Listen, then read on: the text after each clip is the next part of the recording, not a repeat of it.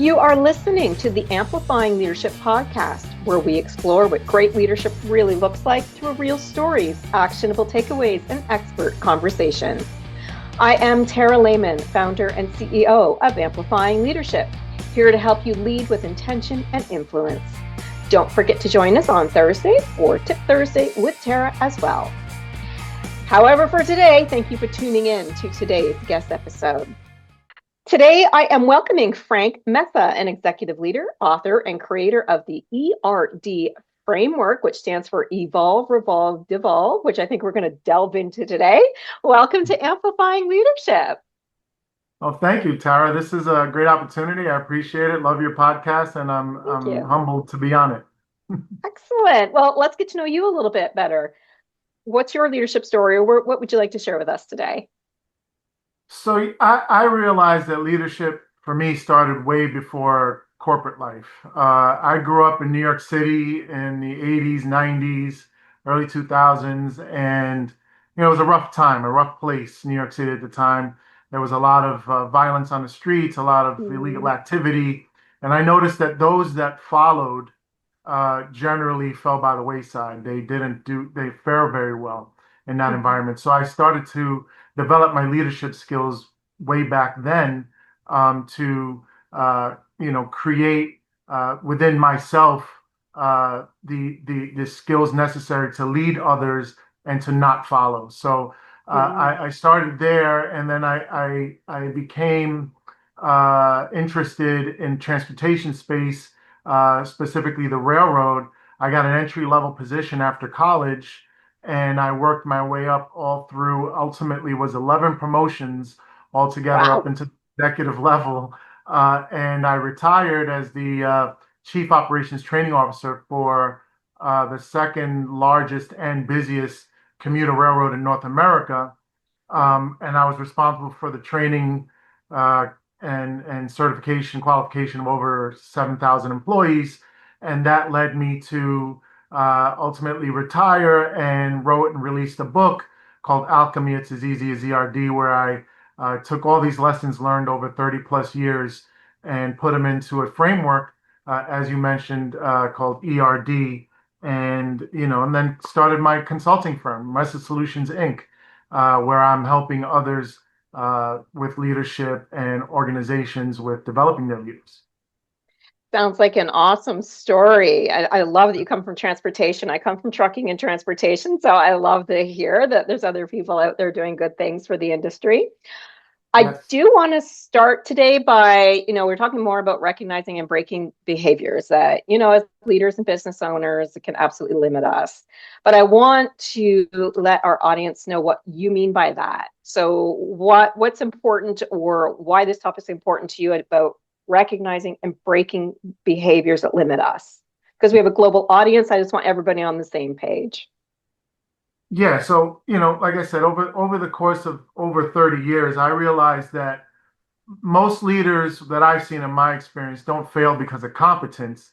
They fail because of repeated patterns that they don't recognize, they don't realize. So they have blind spots around these patterns, and then they're doing the same things, expecting different results. And it's not because they're not intelligent or because they're not competent. It's because they're just using the same techniques and expecting different results. Because a technique that may have gotten you into a leadership position may not work at that next level and will not get you the successes that you had prior. So there's blind spots there. And the audience doesn't know this, but I was smiling because I think we've all been there. We get stuck in those routines and those behaviors that absolutely can limit us or limit our business if we're business owners. So let's talk about, first of all, before we get into your framework, how do we start to recognize these things that are holding us back? Is there ways that we can see that?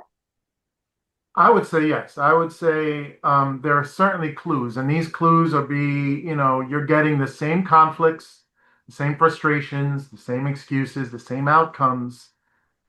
You have different situations, but you have the same patterns and the same results.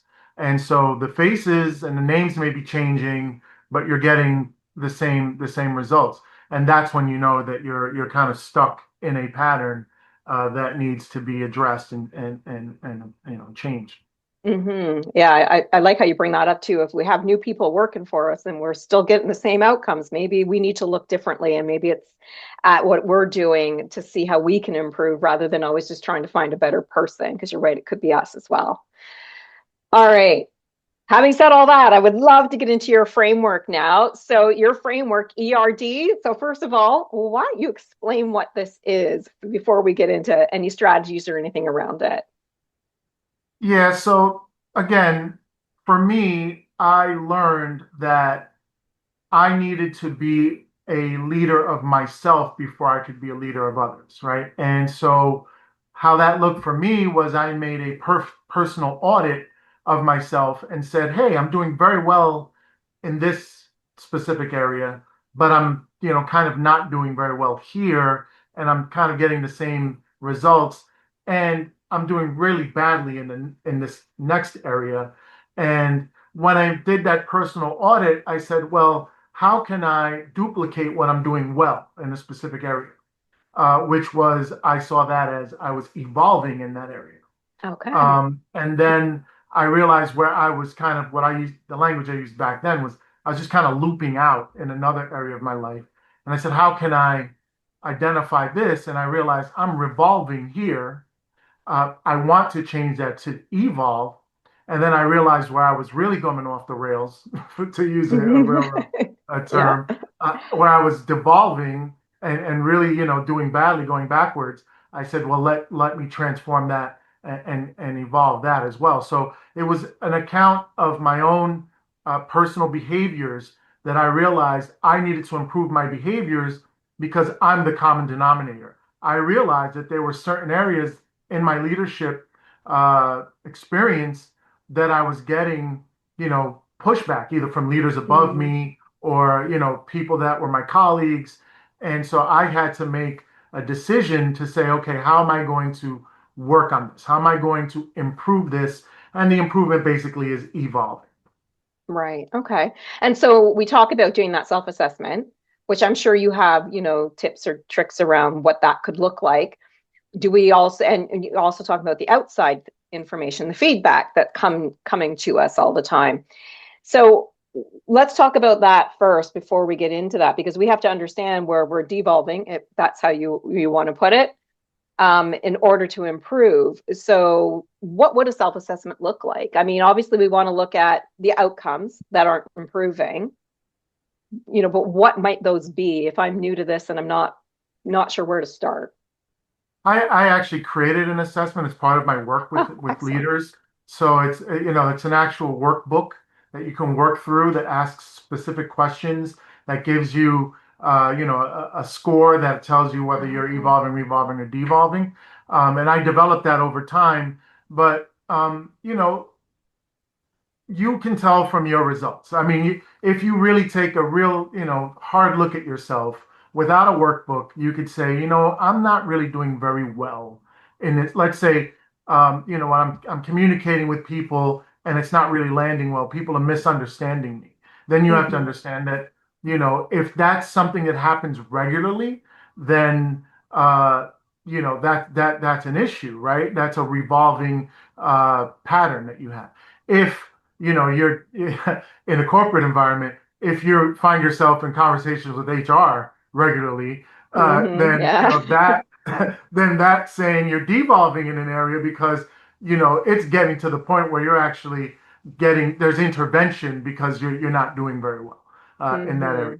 Hmm. So Right. there's a lot of ways to look at yourself, but if people are really interested in having a structured assessment, I can personally provide that for them. Okay, excellent. Good to know because there's a lot of assessments out there, but this is a new one. So thank you for doing that for your clients. So let's talk about this framework then. And I'm going to let you kind of take the floor on how does this work with like why was this created? I mean, I think we know a little bit of the why, but how does it work if I'm a client of yours and I am really stuck in my, bad behaviors or habits? What does this framework look like?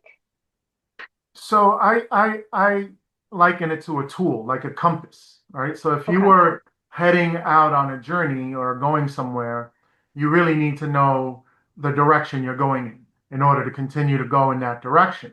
If you have no direction, if you have no idea what direction you're going in, then you're not going to get anywhere anytime soon. So the ERD framework is basically a filter.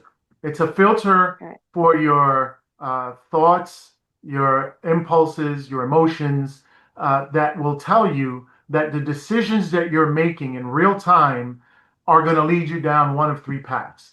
Every decision, whether it's what you Mm-hmm. eat for breakfast, what you choose to respond in an email, is going to lead you down one of three paths, and those paths are going to Mm-hmm. be you're either going to evolve and move forward as a result of the decision you make. You're going to revolve and be stuck in a pattern of repetition as a result of that decision, or you're going to devolve and, like I said before, go off the rails Mm-hmm. and go in a really bad direction as a result of that decision. So it goes towards emotional intelligence, right? Okay. So Mm-hmm. with having a correct thought through response to an emotion is the way to go. And that filter of ERD will give you that tool to say, okay, I have an emotion. I'm going to filter it through ERD. I'm going to pause before I actually act on this or before I make a decision. Because a lot of times I've seen leaders, and I was guilty of this as a young leader when I first started my leadership journey, was that, I get my emotions all riled up and I would make a decision from that emotion, whether it was send an Mm-hmm. email, have a conversation, without a filter to say, hey, what's going to be the consequence of this decision that I'm making from this emotion. So by having that consciousness, right? It's a paradigm shift. By Mm-hmm. having a new paradigm around the criticality of every single one of your decisions, knowing that they're going to send you on a specific path changes automatically the way that you deal with life, the way you deal with Mm-hmm. other people, the way you deal with yourself. Mm-hmm. So the ERD framework is basically a decision making matrix that allows you to make better decisions, just more mindful decisions, and not get caught up in patterns or behaviors that you are blind to because you're no Mm-hmm. longer blind to them. You know that if you're trying to lose weight, let's say, and you choose to eat the pint of ice cream every evening, you know that choice is sending you down a Mm-hmm. revolving path. That there's no more guesswork at that point. Right. And, I want to come to the decisions because we make so many of them consciously and unconsciously, which are the habits now, all day long. I mean, from how do I, say Frank's last name, and I made a decision, which was the right one, by the way, in my mind of how it might be, to how do I respond to that email, to do I add milk to my coffee this morning? I mean, we make decisions and probably hundreds or thousands of them daily. So how do we even know which ones to put through this framework? Now we'll put this to leaders and business owners, but how do we know which one of those decisions that needs to be there? That's part one of my I'll question. And the other one would, sorry, go ahead. I'll just speak for myself is Yep. that I put every decision through this filter. Okay. And I have found that every area of my life has improved. My health has improved, my relationships have improved, my leadership skills have improved, my business acumen has improved because it's a system to to help you make your decisions, right? So Mm-hmm. when you recognize that every decision is important, no decision is unimportant because the compounding effects of your decisions are ultimately going to be, the quality of your life, right? So if you choose to be uh, sedentary, that decision every day is not going to really make a difference on the small scale. Mm-hmm. But when you do that over the course of a few years, it starts to add up. And the compounding effect is that you will end up in a devolve spiral. Because what I've learned is that the danger isn't devolving, because most people know how to avoid devolve, right? They Mm-hmm. they they kind of say, I'm not going to do anything so drastic that I'm going to, fall off of a cliff. generally. Right, right. Most people, the danger is revolving because revolving seems comfortable. Revolving is something you're familiar with. It's something that that seems not dangerous, right? Hmm. So revolving could be something that you do regularly, but ultimately it will lead to your downfall. So in business, they say like innovate or die, right? Hmm. So you Hmm. have to Yeah. innovate, you have to evolve in order to stay alive, in order to stay relevant. That's the same thing here. You must evolve as an individual, as an organization. You must evolve in order to stay alive and stay relevant. So, the concept of innovate or die really becomes evolve or die, and that Hmm. becomes your personal leadership mantra. It's like I have to become a better leader, to learn new skills, have to know who I am, what my triggers are, what my patterns are, and I have to commit to continuously improving these things. And that's where the decision Hmm. to evolve is. So, what do you say to the clients or leaders out there who say, but I'm going through so much decision fatigue, I can't put every decision through this framework? What do you tell them? Is there a place for them to start? I would say, well, that's where the assessment comes in, right? Because Hmm. there are decisions that you're making that are on point. They're phenomenal decisions. You're doing really well in probably the overwhelming majority of your life, right? Most Hmm. people are doing very well in the overwhelming majority of life. So when you do this assessment, you recognize where you're revolving and where you potentially could be devolving, and that's where you're focusing your attention because that's where the work needs to get done. So Hmm. you're not gonna need to, put the decision to the decision matrix to everything you're doing, because for the most part, you're probably very successful in most areas of your life. But in those areas that need the most work, that's where you're gonna do that. So if I'm a leader and I have a team member that's kind of stuck in Revolve, which, the same habits over and over, they're not really pulling forward or looking at continual improvement, how can we help them? How can we start to get them to see that they can evolve and they can grow with the company? Because in some cases we're going to let those people go because they're not moving forward with us, right? So I'm curious what you think about that. How do we help them get into an evolve stage? So in my experience, I ran teams, ran departments, and ran an entire function for 7,000 plus employee organization. Hmm. And for me, the most important thing was the mission. I created a Okay. mission for every single one of my leadership groups, and that mission should be aligned with evolving and growth.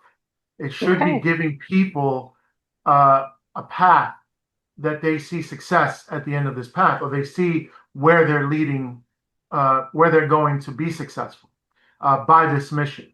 So if you have a mission well defined, that, in my case, I never made missions sitting in my ivory tower.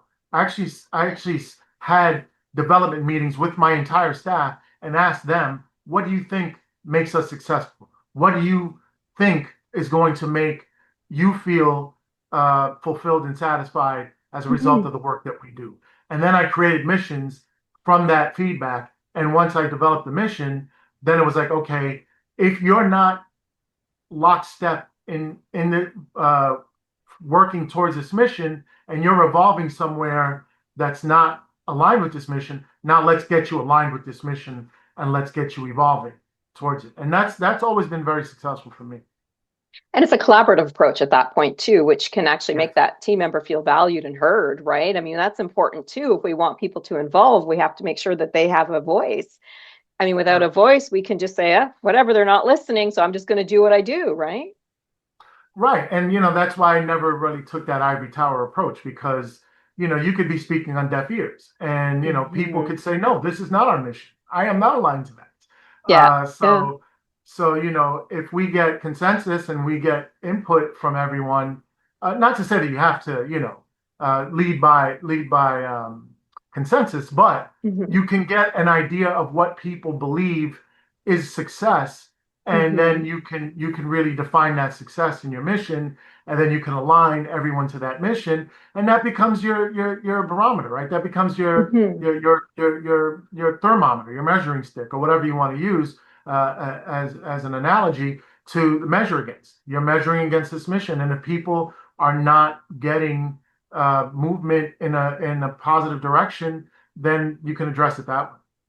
Because it's a realignment at that point, right? It's helping them understand the alignment to the mission. I like that. And I'm always about collaborative approach and people understanding what that vision or mission is because it helps them with that moving forward piece as well. So now I'm curious, where do you think, or from your past experiences, where do leaders get stuck in the revolving? Is there like something like, is it, they get stuck in old ways, they don't want to invite AI, there's system issues. Like, what is the place that they get stuck in the most and that they have the hardest time with evolving? I have found that it's not, I found that different personality types get stuck in Mm-hmm. different ways, right? So you Mm-hmm. have people that are resistant to change. That's a personality type, right? So somebody could get stuck because they're resistant to change. They're just not Mm-hmm. recognizing that their blind spot is that they're not accepting change. That's the area they need to work in, right? You have other people who, maybe they don't have the confidence to articulate themselves and to take credit for the work that they're doing. So Mm-hmm. they are holding themselves back and not getting the credit that they deserve, and they're revolving in that area. So they're not able to grow or evolve out of that cycle. Also, you have people that perhaps they want all the shine, they want all the credit, but they're not doing all the work and Mm-hmm. Yeah.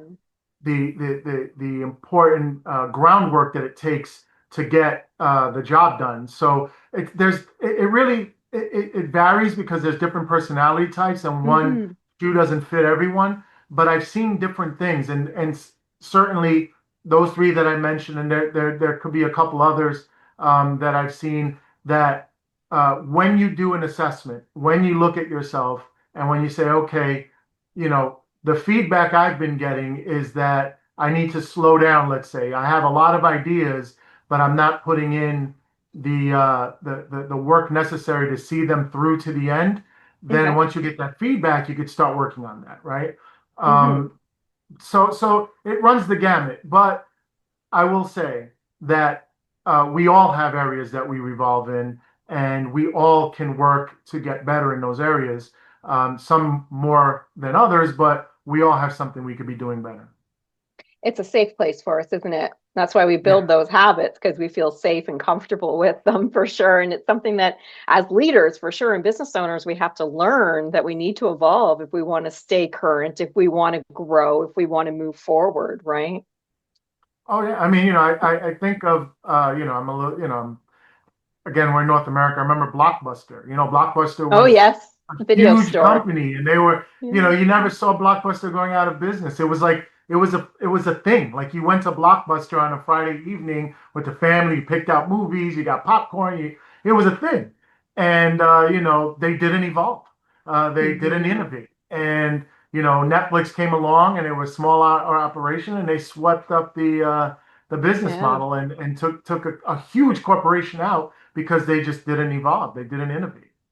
Yeah, absolutely. And that's a great example. I mean, Blockbuster, for those of you who are listening and have no idea what it is, it's where you could go and rent VHS videos, and maybe they had the DVDs after a while. DVDs after for a little while, but it was a place that you would do that. You would literally go Friday night, pick out a movie, wait in line, pay for it, and go watch it with the family. So, Yeah. yeah, we had that up here too. All right. Well, in Mhm. order to sum up today, is there anything that we missed that you really wanted to share with our audience today on your framework? Well, I would say that, I was guilty of thinking everyone else was the problem until I realized that was the common denominator. And that's when it forced me to create this assessment of myself that then pushed me to create this framework. So, ultimately, we have to reflect. We have to look at ourselves and see where we're causing the mat, right? Because everyone else can't be wrong. Feedback is important, but then you have to you have to have action behind that feedback. Just don't keep doing the same thing over and over and expect a different result, because they call that insanity. That's true. And I think you make a really good point, by the way. If you're the common denominator, that's not a horrible thing. That's a way to actually develop yourself, to grow, to learn, to move forward and evolve, right? So it's Yeah, actually almost important to figure out, where am I the common denominator in something so I can move past that, right? yeah, correct. Absolutely. Well, is there any final tip you want to share with our audience today? I would just say, any area of your life, of course, we're talking about leadership, but Hmm. I believe that, the human condition is so varied. If there's any area of your life that you feel stuck, commit to evolving. You can reach out to me, if I don't know if you'll ask me for my information, but I can help you do, amazing things in your life, but always commit to evolving. Like, look at every area of your life and do your best to evolve everywhere, and you won't regret it. So, is there a place they can connect with you either for your book or to reach out with regards to the assessment? How can they find you? Yes, you can go to e-r-d.com. So E as in Echo, R as in Robert, D as in David.com. There you could find my book, my online course. I have an app. I have the assessment there, connections to my social media, and a way to directly connect with me and email me. So e-r-d.com. Excellent. Thank you so much. This was a very insightful conversation today. Greatly appreciate you being here. Thank you, Tara. This was really awesome. I appreciate the opportunity. Thank you. Of course, we thank you, our listeners. We hope you gained some valuable insights or practical takeaways from today's conversation with Frank. If you enjoyed this episode, please consider leaving us a rating or share the podcast with others, as it is one of the best ways to support the podcast, but also help us and guests like Frank reach even more leaders with meaningful stories, tips, and advice. If you are looking to clarify leadership priorities, build strong teams, or empower those around you, I'm here to help. Explore our solutions, offers, and resources at amplifyingleadership.ca, because leadership is better when we do it together.